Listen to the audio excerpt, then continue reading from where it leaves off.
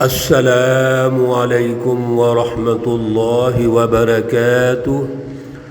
اعوذ باللہ من الشیطان الرجیم۔ بسم اللہ الرحمن الرحیم۔ یا ایھا النبی اذا طلقتم النساء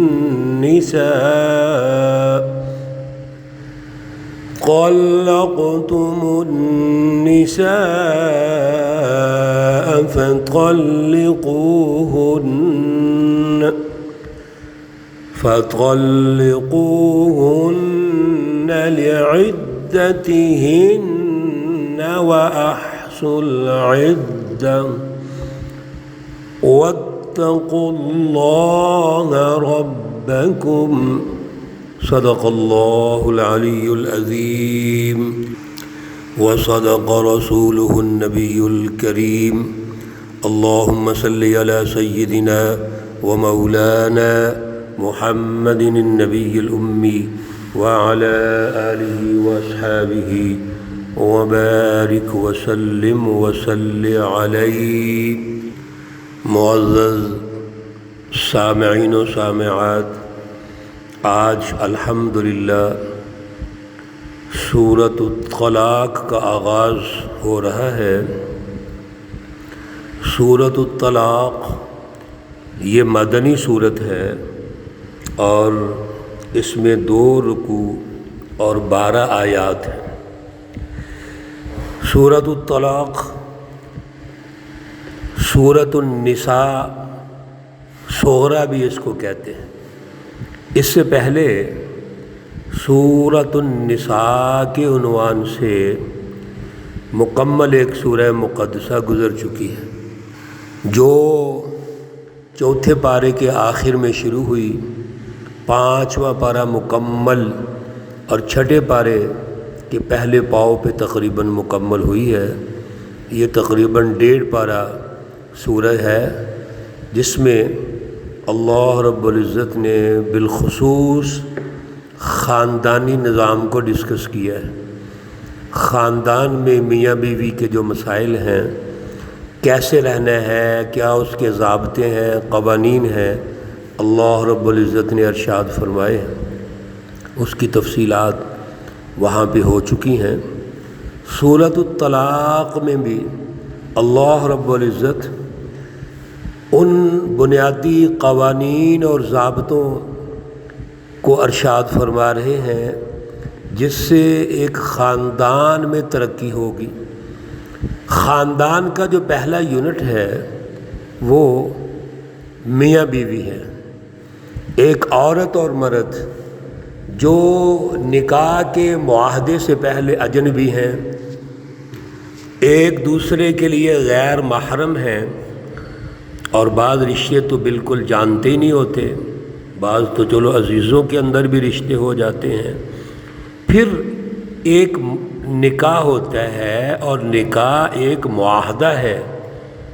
یہ معاہدہ ایک فرد جس کو ہم میاں کہتے ہیں، دوسرا فرد جس کو بیوی کہتے ہیں، ان کے درمیان ہے۔ اسی طرح پھر یہ معاہدہ ان 2 افراد کے خاندانوں کے درمیان ہے۔ گویا ایک خاندانی جو زندگی ہے، فیملی لائف ہے، اس کا آغاز میاں بیوی سے ہوتا ہے۔ بڑا مقدس رشتے ہیں، یہ بڑے معتبر رشتے ہیں۔ سماج کا یہ پہلا یونٹ ہے، جہاں سے آگے اولاد نے پیدا ہونا ہے، نسل کشی ہے اور سماجی نظام بننے ہیں، ترقیات ہونی ہیں۔ لہذا یہ دونوں رشتے بڑے ہی معتبر ہیں، بڑے متبرک اور مقدس رشتے ہیں۔ دین اسلام سے پہلے عورت کی کوئی قدر نہیں تھی، کوئی حیثیت نہیں تھی۔ عورت کو جانور سمجھا جاتا تھا، وراثت میں بھی کوئی حصہ نہیں تھا، بلکہ اس کو وراثت کے اندر رکھ کے تقسیم کر دیا جاتا تھا۔ جیسے گائے بھینس عام جانور ہوتے ہیں، اس طرح عورتوں کو سمجھا جاتا تھا، ذلیل اور مجبور قیدیوں کی طرح رکھا جاتا تھا، 100 مرتبہ طلاق دے دیتے تھے، گویا ایک عورت کا جینا حرام کیا ہوا تھا۔ اور بچیوں کی پیدائش پہ تو قرآن نے بڑا واضح ارشاد فرمایا کہ جب بچیاں پیدا ہوتی تھیں تو ان کو قتل کر دیتے تھے اور بڑے پریشان ہو جاتے تھے۔ اللہ رب العزت نے دین اسلام کے آنے کے بعد عورت کا مقام اور مرتبہ بہت اونچا کر دیا۔ اب یہ عورت نہ صرف بیوی ہے بلکہ گھر کی مالکن ہے۔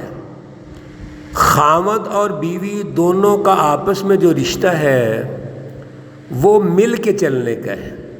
ایک گاڑی کے یہ 2 پہیے ہیں، اللہ نے فرائض رکھ دیے مرد کے جو عورت کے حقوق ہیں، اللہ رب العزت نے عورت کے فرائض رکھ دیے جو مرد کے حقوق ہیں۔ جب ایک رشتہ اپنے فرائض پورے کرے گا تو دوسرے رشتے کے حقوق پورے ہو جائیں گے۔ خامد اپنے فرائض پورے کرے گا تو بیوی کا حق ملے گا، اس کو کبھی کوئی پریشانی نہیں آئے گی، جھگڑا نہیں ہوگا۔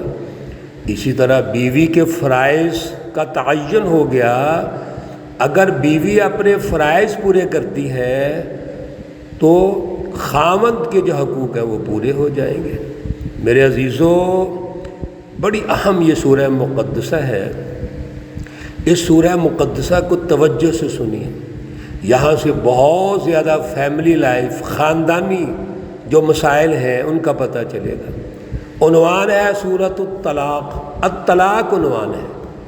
سب سے پہلے ہمیں یہ یاد رکھنا چاہیے کہ معاہدہ نکاح یہ اہم ہے۔ ابھی میں عرض کر رہا تھا اس میں عورت اور مرد دونوں کے حقوق و فرائض ہیں، ان کو سمجھنا ہے، اور یہ بنیادی قوانین اور ضابطے جو اللہ نے طے کر دیے ہیں ان کے اندر رہنا ہے۔ لیکن اگر حالات ایسے پیدا ہو جائیں کہ یہ میاں بیوی اکٹھے نہیں رہ سکتے، جھگڑا ہے، جھگڑے کی اب کئی بیک گراؤنڈز ہوتی ہیں، حقیقی بیک گراؤنڈز ہونی چاہیے۔ ہمارے ہاں جزوی، انفرادی اور عارضی بیک گراؤنڈز بڑی ہیں، نان ایشو کو ہم ایشو بناتے ہیں اور طلاقوں تک نوبت پہنچ جاتی ہے۔ یاد رکھیے طلاق جائز ہے، لیکن رسول اللہ صلی اللہ علیہ وسلم نے فرمایا ابغض المباحات، جو جائز کام ہے، جو ابغض الحلال، حلال کام ہے، ان میں اگر کوئی ایسا کام جس کو اچھا نہیں سمجھا جاتا تو وہ طلاق ہے۔ کیوں اچھا نہیں سمجھا جاتا؟ یہاں 2 خاندانوں میں جو معاہدہ تھا اب اس کی معاہدہ شکنی ہوگی، 2 خاندان علیحدہ ہو جائیں گے، 2 افراد کی علیحدگی 2 خاندانوں کی علیحدگی ہے۔ اور اگر اولاد بھی ہے تو اولاد کے لیے جو منفی صورتحال پیدا ہوگی وہ بڑی خطرناک ہے۔ لیکن پھر بھی اگر حالات ایسے ہیں کہ دونوں میاں بیوی اکٹھے نہیں رہ سکتے، بہت زیادہ مشورہ ہو گیا، صلح کی کوشش ہو گئی، اللہ رب العزت نے سورۃ النساء کے اندر میاں بیوی کے اختلاف کو عنوان بنا کر یہ قانون بنا دیا ہے کہ دونوں جو عورت اور مرد دونوں خاندان ہیں، ان خاندانوں کے جو سربراہان ہیں، ذمہ داران ہیں، وہ بیٹھ کر اس کا جائزہ لیں، کیا اختلاف ہے، کیا وجہ ہے، اور مصالحت کی کوشش کریں۔ وہ ان دونوں کو ملائیں گے آپس میں۔ اس لیے میرے عزیزو یاد رکھیے، آج طلاقیں بہت ہو رہی ہیں، کثرت سے طلاقیں آج ہمارے معاشرے میں موجود ہیں، لیکن ہمیں کردار ادا کرنا ہے جو بڑے ہیں، جو خاندانوں کے بڑے لوگ ہیں، بڑے سے مراد سمجھدار لوگ، عقل والے، ملانے والے، جوڑنے والے، توڑنے والے نہیں۔ جو توڑنے والے وہ کہاں سے بڑے ہو گئے، وہ تو جھگڑا کروانے والوں میں بڑے ہوں گے۔ جو صلح جو ہے، جو ایک دوسرے کو ملا سکتے ہیں، ان کو کوشش کرنی چاہیے کہ وہ اس معاہدے کو برقرار رکھوائیں۔ لیکن اگر معاہدہ برقرار نہیں رہ سکتا، مجبوریاں ہیں، سارے دائرے اور تقاضے دیکھ لیے گئے، جیسے میں نے ہلکے ہلکے عرض کیے ہیں، تو پھر طلاق ہوگی۔ اس کا دائرہ کیا ہے، طلاق کیسے دیں گے، اور اس کی پوری ترتیب خاندانی نظام کی اللہ رب العزت نے اس سورۃ الطلاق میں ارشاد فرمائے ہیں۔ انشاءاللہ العزیز کل ہم پہلی آیت پر بات چیت کریں گے۔ آپ تمام عزیز ہمارے بھائی اور بہنیں، خصوصاً جو میاں بیوی ہیں، وہ سوسائٹی کا انتہائی اہم رکن ہے۔ توجہ سے اللہ کی رہنمائی سنیے، اللہ ہمیں شعور عطا فرمائے، اللہ رب العزت ہمیں اپنا خوف عطا فرمائے، اللہ رب العزت ہمیں اعلیٰ توفیق اور صلاحیت عطا فرمائے، اللہ رب العزت تمام بیماروں کو شفائے کاملہ عاجلہ مستمرہ عطا فرمائے، اللہ رب العزت تمام مرحومین و مرحومات کو جنت الفردوس میں اعلیٰ مقام عطا فرمائے۔ ربنا تقبل منا انك انت السميع العليم وتب علينا انك انت التواب الرحيم۔ اللہ رب العزت آج فیملی لائف میں جو میاں بیوی کے مسائل ہیں، خاندانوں کے اندر جو مسائل ہیں، جس کے پیچھے شیطان اور شیطانی جماعتیں ہوتی ہیں، اللہ ان سے بھی محفوظ فرمائے، اور جن کے گھروں میں یہ مسئلے موجود ہیں، اللہ رب العزت بہتر طریقے سے ان کا حل فرمائیں، حل ان کا نکالیں، اور ان کو آپس میں اتحاد، یکجہتی، محبت اور انس پیدا فرمائیں۔